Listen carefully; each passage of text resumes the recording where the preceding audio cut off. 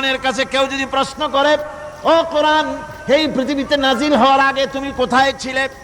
কেউ যদি প্রশ্ন করে, কোরআনে কারীম নিজে নিজের পরিচয় শোনায়, আমি কোথায় ছিলাম শোনো।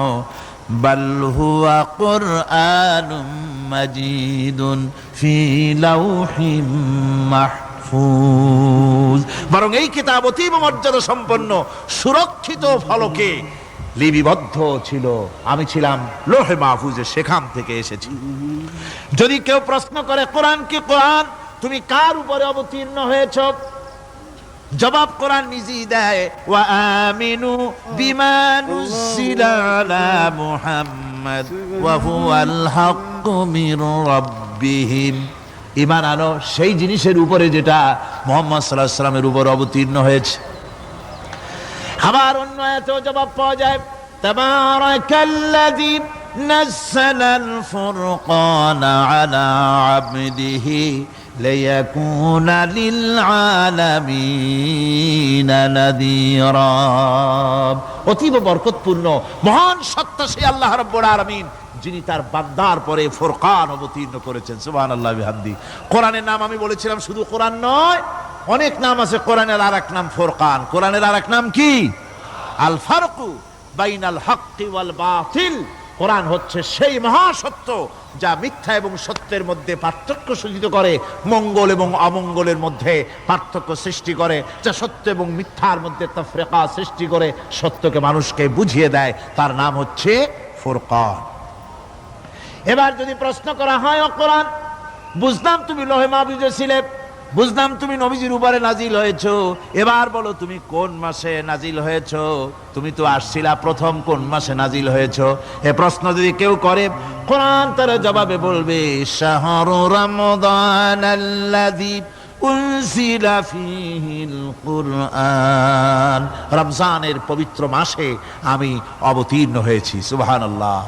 যদি প্রশ্ন করা হয়, রমজানে তো আসছো, কিন্তু প্রথম নাজিল হয়েছিল কোন সময়? ওটা কি দিন ছিল না রাত ছিল?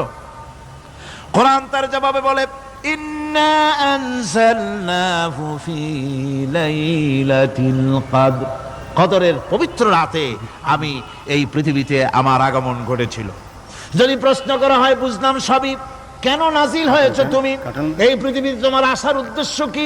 মূল কাজটা কি? এই প্রশ্ন যদি করা হয়, কোরআনে কারীম তার জবাবে বলে, শোনো কেন এসেছি। লিতুখরিজান নাসা মিনাজ যুলুমাতি ইলান নূর, আমার মিশন হচ্ছে গোটা বিশ্ব মানবতাকে পুঞ্জীভূত জমাট বাঁধা অন্ধকারের ভেতর থেকে টেনে বের করে আলোর সন্ধান দিতে, আলোর দিকে আনার জন্য আমি কোরআন নাজিল হয়েছি। গোটা পৃথিবীর মানুষ আছে অন্ধকারের ভিতরে। কিসের মধ্যে? অন্ধকার কি? অন্ধকার হচ্ছে পুঁজিবাদ, অন্ধকার সমাজতন্ত্র, অন্ধকার ধর্ম নিরপেক্ষতাবাদ, অন্ধকার জাতীয়তাবাদ। মানুষের তৈরি করা যত মতবাদ সব কি? জোরে কোন, সবগুলি কি? অন্ধকার।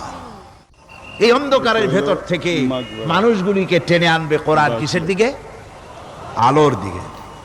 এবার যদি প্রশ্ন করা হয়, বুঝলাম তুমি অন্ধকার থেকে আলোর দিকে নিয়ে আসবে, আলোর দিকে আসলে পরে ফায়দাটা কি হবে?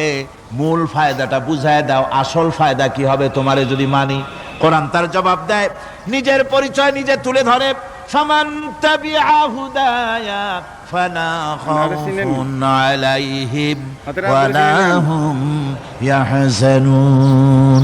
এই কোরআনকে যদি মেনে চলো, এই কোরআনের আইন যদি মানো, সমাজে মানো, ব্যক্তিতে মানো, পরিবারে মানে, রাষ্ট্রে মানো, জীবনের সব ক্ষেত্রে সমস্ত জায়গায় যদি এই কোরআনকে মেনে চলো, ফালা খাউফুন আলাইহিম, তাহলে তোমাদের কোনো ভয় থাকবে না, ওয়ালা হুম ইয়াহজানুন, কোনো চিন্তাও থাকবে না। কিসের ভয় থাকবে না? কোরআনের আইন মেনে যদি চলো সমাজে ও রাষ্ট্রে, চুরির ভয়, ডাকাতির ভয়, জিনার ভয়, হত্যার ভয়, সন্ত্রাসের ভয়, কোনো ভয় থাকবে না। ওয়ালা হুম ইয়াহজানুন, চিন্তাও থাকবে না। খাওয়া পড়া, শিক্ষা, চিকিৎসা, বাসস্থান, এগুলির কোনো চিন্তা থাকবে না। কোরআনের সমাজে সব কিছুর গ্যারান্টি দেওয়া হবে, সবগুলি পেয়ে যাবে। এখন যদি আবার প্রশ্ন করা হয়, কোরআন বুঝলাম তোমারে মানলে পরে সব ফায়দা হবে, তাহলে এবার জবাব দাও, তোমার ভিতরে কি রাজনীতি আছে নাকি? আমি তো মানুষ, আমার রাজনীতি করা লাগে। Man is social animal. আমরা তো জঙ্গলের পশু নই, আমরা তো মানুষ। আমাদের সমাজ আছে, আমাদের পৌর নির্বাচন আছে, আমাদের জাতীয় নির্বাচন আছে, আমাদের কলকারখানা আছে, জমিন আছে, আমাদের রাজনীতি, অর্থনীতি, সমাজনীতি আছে, পারিবারিক নীতি আছে, অনেক নিয়ম মালা আছে, নিয়ম নীতি আছে। তোমারে মানলে তোমার ভিতরে কি ওগুলো আছে নাকি সে কথা বলো।